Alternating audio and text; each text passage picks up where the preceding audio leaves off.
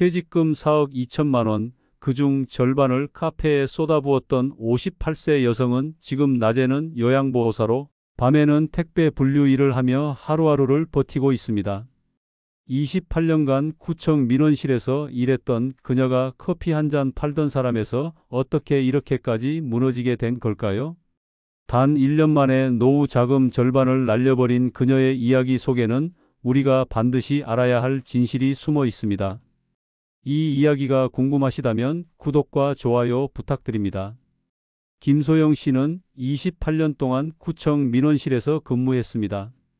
매일 아침 8시 30분에 출근해서 오후 6시까지 시민들의 민원을 듣고 해결해주는 일이 그녀의 일상이었죠. 화가 난 시민을 달래는 일도, 복잡한 서류를 설명하는 일도 그녀에겐 익숙한 일과였습니다. 동료들은 그녀를 두고 이렇게 말하곤 했습니다. 소영 씨만큼 사람 응대 잘하는 사람 없다고. 아무리 화난 민원인도 소영 씨 앞에서는 차분해진다고 말이죠. 퇴직을 앞두고 그녀는 남편과 함께 미래를 설계하기 시작했습니다. 퇴직금과 그동안 모아둔 노후 자금을 합치니 약 4억 2천만 원 정도 되었습니다. 적지 않은 돈이었죠. 남편은 안정적인 투자를 원했습니다. 그는 조심스럽게 아내에게 말을 꺼냈습니다. 여보, 우리 나이 이제 환갑인데 위험한 일은 하지 말자. 2억 5천만 원만 채권에 넣어도 월 150만 원 정도는 이자로 나와. 그 돈으로 생활비 보태고 나머지는 비상금으로 남겨두면 노후가 편할 거야. 하지만 소영 씨의 생각은 달랐습니다. 28년간 월급쟁이로 살면서 늘 꿈꿔왔던 것이 있었습니다. 내 가게를 갖는 것, 내가 주인이 되어 손님을 맞이하는 것, 그런 삶을 살아보고 싶었던 겁니다. 그녀는 남편의 말을 정중히 거절했습니다. 당신 말도 맞아. 하지만 나는 평생 남의 밑에서 일만 했잖아. 이제 내 가게 하나쯤은 가져보고 싶어. 민원실에서 28년 동안 온갖 사람들 다 상대했는데 작은 카페 하나 운영하는 게 뭐가 어렵겠어. 나한테 사람 응대 경험은 누구보다 많다고. 대학생인 아들도 걱정스러운 표정으로 어머니를 말렸습니다. 엄마, 요즘 카페 창업 경쟁 정말 심해요. 제 친구 엄마도 카페 하다가 1년 만에 문 닫았어요. 정말 괜찮으시겠어요? 소영 씨는 아들의 어깨를 다독이며 자신감 있게 대답했습니다. 걱정 마. 엄마가 민원실에서 28년 동안 일한 사람이야. 커피 좀 파는 게 그렇게 어려운 일이겠니? 엄마 믿어봐. 그녀의 마음속에는 오직 자신감만 가득했습니다. 28년간 쌓아온 사람 상대 경험이 있으니 카페 운영 정도는 충분히 해낼 수 있다고 믿었던 겁니다. 퇴직 후 첫 주말부터 그녀는 남편과 함께 경기도 김포 일대를 돌아다니기 시작했습니다. 좋은 상권을 찾기 위해서였죠. 처음 몇 주간은 마땅한 자리를 찾지 못했습니다. 역세권은 권리금이 너무 비쌌고 한적한 곳은 유동 인구가 적어 보였습니다. 그러던 어느 주말 김포 장기동을 둘러보다가 그녀는 꿈같은 매물을 발견하게 됩니다. 아파트 단지 3,800세대가 들어선 대단지 정문 바로 앞이었습니다.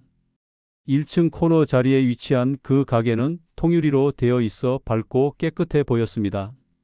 전 점주를 만나러 갔을 때 그는 친절하게 매장 구석구석을 안내해 주었습니다.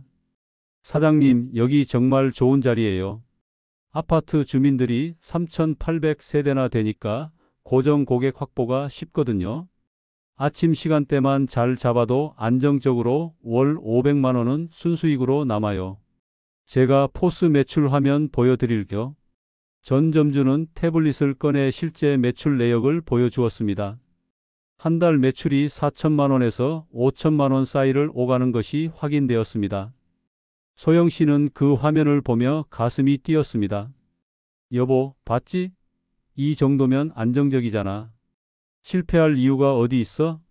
남편도 매출 화면을 보고는 조금 마음이 움직이는 것 같았습니다. 하지만 여전히 걱정스러운 표정이었죠. 그래도 권리금이 9천만 원이나 하고 보증금도 1억이잖아. 거의 2억을 한 번에 투자하는 거야. 소영 씨는 남편의 손을 꼭 잡으며 말했습니다. 괜찮아. 우리한테 4억이 넘게 있는데 절반만 쓰는 거잖아. 이 정도 매출이면 2년 안에 투자금 다 회수하고도 남아. 나 진짜 이거 하고 싶어. 결국 남편은 아내의 간절함에 설득되었습니다. 그렇게 그들은 권리금 9천만 원, 보증금 1억 원, 그리고 인테리어 수정 비용과 초기 운영, 자금까지 합쳐 총 2억 3천만 원을 투자하기로 결정했습니다. 계약서에 도장을 찍는 순간 소영 씨의 손은 살짝 떨렸지만 그것은 불안함 때문이 아니라 설렘 때문이었습니다. 계약을 마친 후 그녀는 본격적으로 카페 운영 준비에 들어갔습니다. 먼저 바리스타 자격증을 따기 위해 학원에 등록했습니다. 40대 후반에서 50대 초반의 예비 창업자들이 대부분인 그 학원에서 그녀는 누구보다 열심히 배웠습니다. 에스프레소 추출하는 법부터 우유 스티밍하는 법, 라떼 아트 그리는 법까지 모든 과정을 꼼꼼하게 익혔습니다. 한 달간의 교육을 마치고 그녀는 매장 오픈 준비에 돌입했습니다. 인테리어는 크게 손보지 않았습니다. 전 점주가 깔끔하게 관리해둔 덕분에 페인트 칠만 새로 하고 조명만 교체하면 충분했습니다. 메뉴는 심플하게 구성했습니다. 아메리카노, 카페라떼, 카푸치노 같은 기본 커피류와 에이드, 스무디 정도만 준비했죠. 디저트는 외부 업체에서 납품받기로 했습니다. 오픈 준비를 하는 한 달 내내 그녀는 매일 밤 설렘으로 잠을 설쳤습니다. 내일은 어떤 손님이 올까? 단골 손님은 몇 명이나 생길까? 그런 생각들로 가득했습니다. 드디어 오픈 당일이 되었습니다. 아침 7시 30분에 문을 열자마자 출근하는 직장인들이 하나둘씩 들어오기 시작했습니다. 아메리카노 한 잔 포장이요. 카페라떼 2잔이요. 따뜻한 걸로요. 주문이 끊이지 않았습니다. 오전 시간대에만 60명 넘는 손님이 다녀갔습니다. 점심시간에도 인근 직장인들이 찾아왔고 오후에는 아파트 주민들이 삼삼오오 모여 수다를 떨러 왔습니다. 오픈 첫날 매출은 180만 원이 나왔습니다. 소영 씨는 남편에게 신나서 전화를 걸었습니다. 여보, 첫날인데 180만 원이나 나왔어. 이 정도면 대박이지? 남편도 기뻐하는 목소리로 대답했습니다. 그래, 수고했어. 몸은 괜찮아? 많이 힘들지? 힘든 줄도 몰랐어. 손님들이 친절하다고 칭찬도 해주시고 정말 뿌듯해. 오픈 첫 달 매출은 4,800만 원이 나왔습니다. 원가와 인건비, 임대료, 각종 공과금을 제외하니 순수익이 약 480만 원 정도 남았습니다. 소영 씨는 이 결과에 매우 만족했습니다. 둘째 달에는 매출이 더 올라 5,200만 원을 기록했습니다.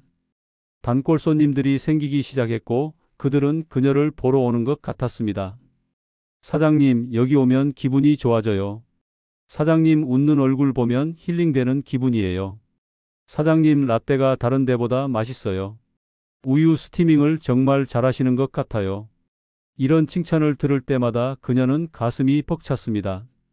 28년간 민원실에서 일하며 쌓은 친절함과 소통 능력이 여기서 빛을 발하는 것 같았습니다.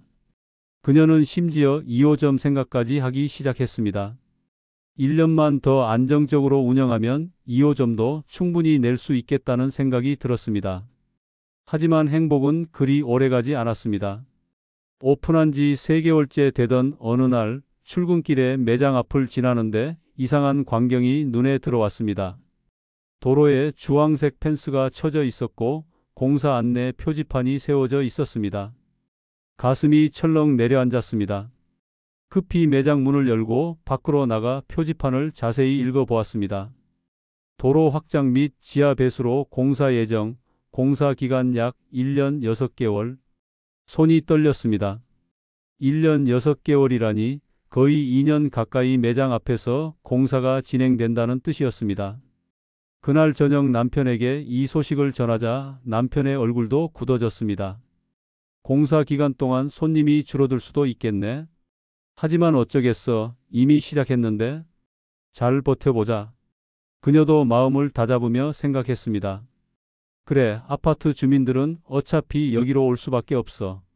조금 불편해도 계속 찾아올 거야. 하지만 현실은 달랐습니다.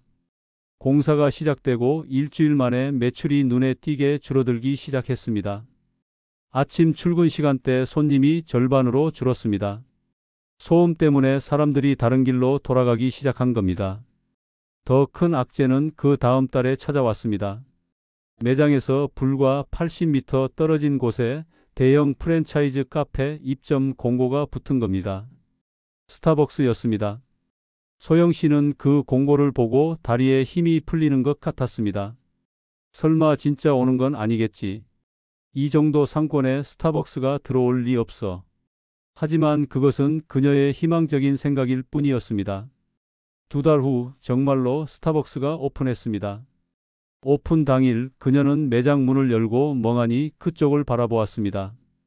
긴 줄이 늘어서 있었고 사람들은 신이 나서 새로 생긴 카페로 몰려들었습니다. 그날 그녀의 매장 매출은 평소의 3분의 1 수준으로 떨어졌습니다. 그날 이후 상황은 걷잡을 수 없이 나빠졌습니다. 아침 출근 시간대에 커피를 사가던 직장인들은 모두 스타벅스로 향했습니다. 브랜드 파워를 당해낼 수가 없었습니다. 오후 시간대에 수다를 떨러 오던 아파트 주민들도 하나둘씩 발길을 끊었습니다.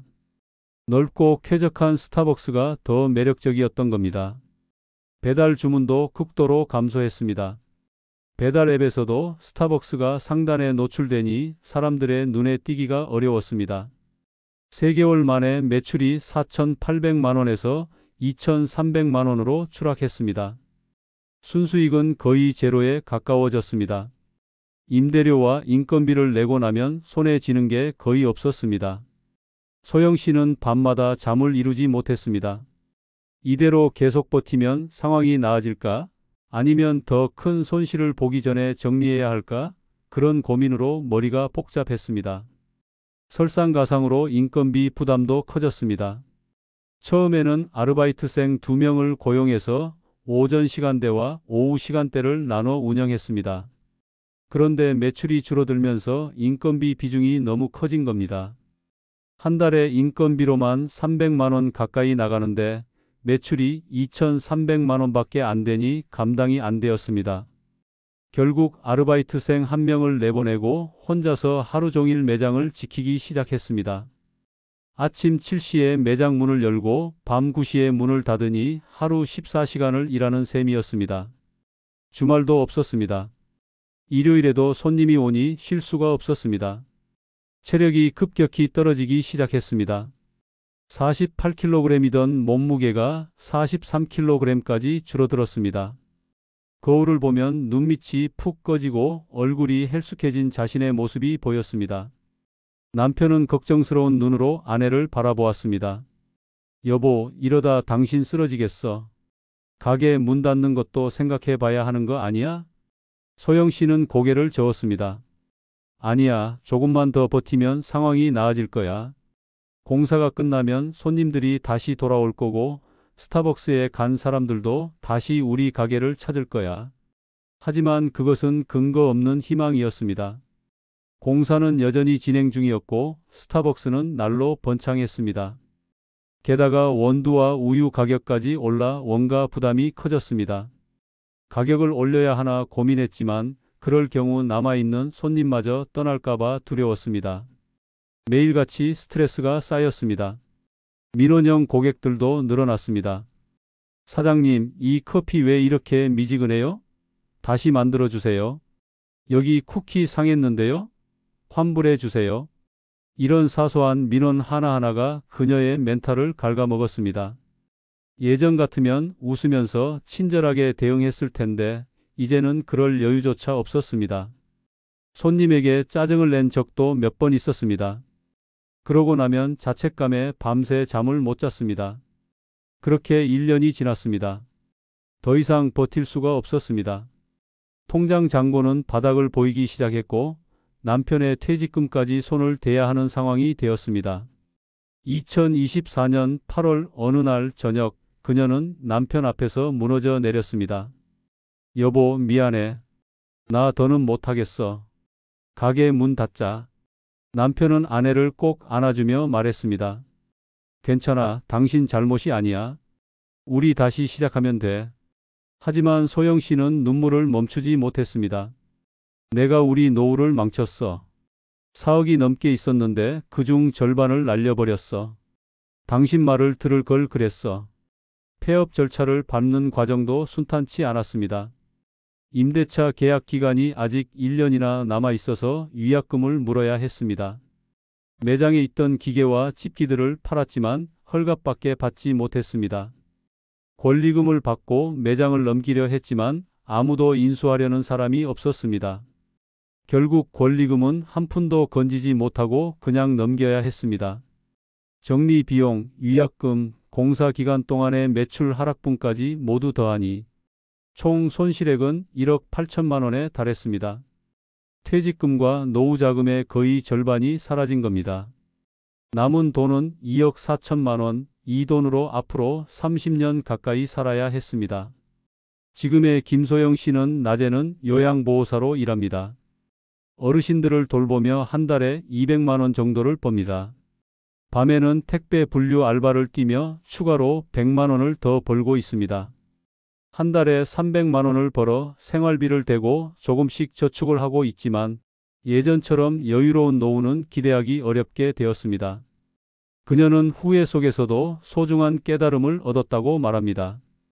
평생 해온 업무와 장사는 전혀 다른 세계라는 것, 민원실에서 사람을 응대하는 것과 카페에서 손님을 맞이하는 것은 비슷해 보이지만 완전히 다른 영역이라는 것을 뼈저리게 느꼈습니다.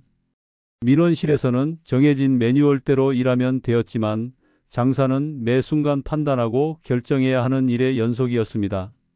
매출보다 중요한 건 상권의 미래 변화라는 것도 깨달았습니다. 당장 매출이 좋다고 해서 그 상권이 계속 좋으리란 보장은 없습니다. 도로 공사 하나, 대형 프랜차이즈 입점 하나로 모든 게 바뀔 수 있습니다. 상권 분석을 할 때 현재뿐만 아니라 미래 변화 가능성까지 철저히 살펴봐야 했습니다. 작은 변수 하나가 창업 전체를 뒤흔들 수 있다는 것도 배웠습니다. 도로 공사와 스타벅스 입점, 이 두 가지 변수만으로 그녀의 카페는 완전히 무너졌습니다. 창업 전에는 이런 변수들을 전혀 예상하지 못했습니다. 모든 것이 완벽해 보였고 실패할 이유가 없어 보였습니다. 하지만 장사는 예측할 수 없는 변수들의 연속이었습니다.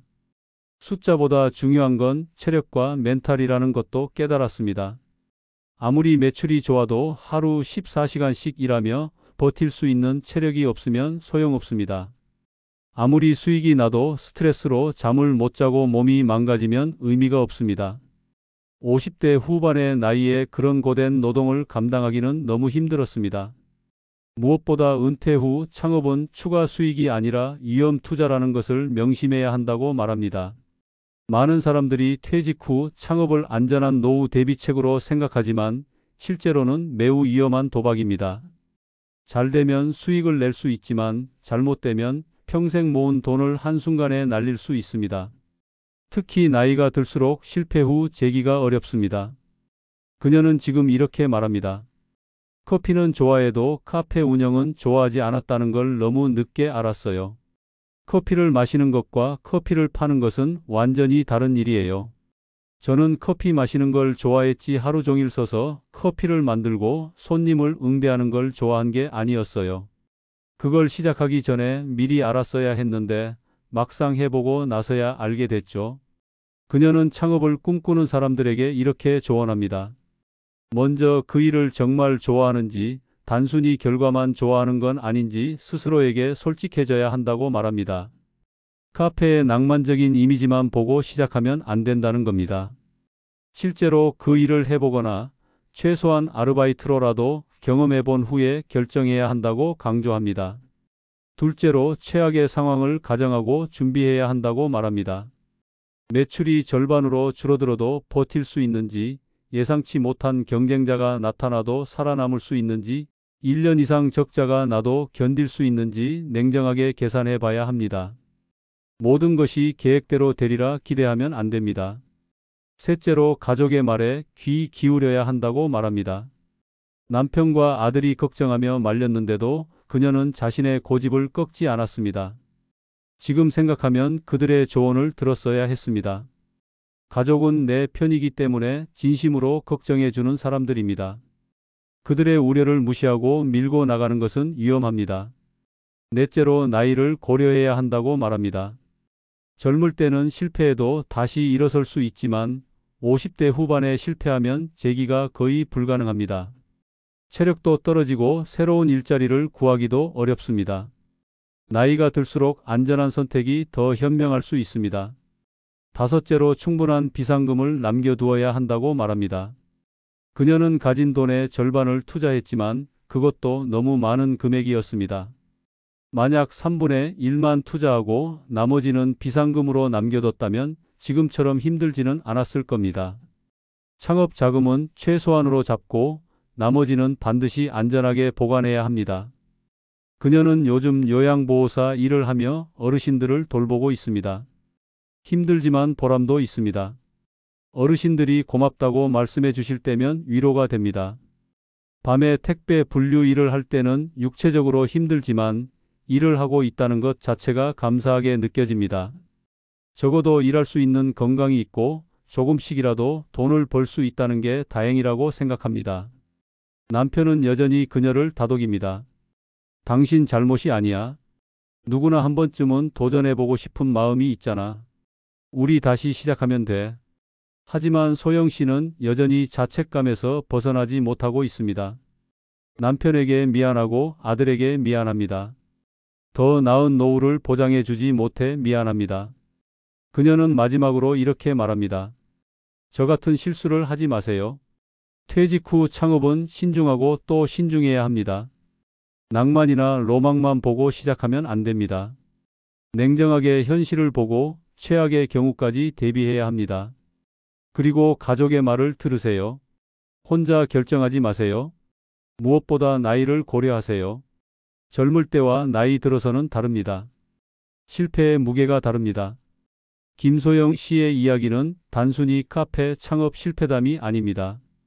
이것은 퇴직 후 인생 2막을 준비하는 모든 사람들이 새겨들어야 할 교훈입니다. 평생 모은 돈, 그것은 단순한 숫자가 아니라 수십 년의 땀과 노력이 담긴 소중한 자산입니다. 그 돈을 한순간의 판단으로 잃어버리는 것은 너무나 큰 대가입니다. 창업은 분명 매력적인 선택지입니다. 내 가게를 갖는다는 것, 내가 주인이 된다는 것은 분명 설레는 일입니다. 하지만 그 설렘 뒤에 숨은 현실을 직시해야 합니다. 장사는 생각보다 훨씬 어렵고 변수는 생각보다 훨씬 많으며 실패의 대가는 생각보다 훨씬 큽니다. 나이가 들수록 안전이 우선입니다. 모험보다는 안정이, 도전보다는 보존이 더 중요할 수 있습니다. 물론 도전하지 말라는 뜻은 아닙니다. 다만 신중하게 철저히 준비해서 최악의 경우까지 대비하고 도전해야 한다는 것입니다. 김소영 씨는 오늘도 새벽 5시에 일어나 하루를 시작합니다. 요양원으로 향하는 버스 안에서 그녀는 창밖을 바라봅니다. 해가 떠오르고 있습니다. 비록 지금은 힘들지만 그녀는 다시 일어서기 위해 노력하고 있습니다. 그녀의 이야기가 누군가에게 교훈이 되기를, 같은 실수를 반복하지 않기를 바라는 마음으로 하루하루를 살아가고 있습니다.